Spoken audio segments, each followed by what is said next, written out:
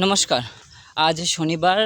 আজকে আমি যাব ব্যাংকে। জানি না শনিবারে ব্যাংক কতটুকু টাইম খোলা থাকবে। বেসিক্যালি এমনিতেও ব্যাংক বিকেল ৩টে-৪টে অবধি খোলা থাকে। যেহেতু শনিবার আজকে ১২টা কি ১টা কি ২টা খোলা থাকতে পারে। যাই হোক, আমার ব্যাংক অ্যাকাউন্টে কিছু প্রবলেম হয়েছে। আমার ব্যাংক অ্যাকাউন্ট আছে কোটাক মাহিন্দ্রা ব্যাংক। সেই অ্যাকাউন্টে কিছু প্রবলেম হয়েছে। তো আমি জানি না কী প্রবলেম হয়েছে।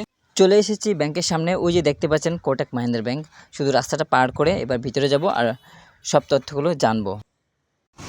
ব্যাংকের ভিতরে ভিডিও করা অ্যালাউ নেই, তো ব্যাংক থেকে বেরিয়ে চলে আসলাম। এবার ব্যাংক থেকে এটা জানতে পারলাম যে আমার অ্যাকাউন্টে কমপ্লেন হয়েছে বা কিছু ইলিগাল টাকা ট্রানজ্যাকশন হয়েছে, অনেকগুলোই টাকা।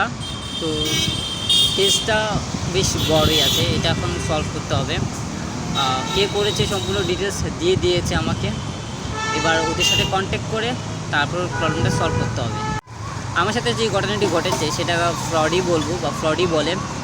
আমি জীবনে প্রথমবার এই প্রবলেমে ফেস করেছি।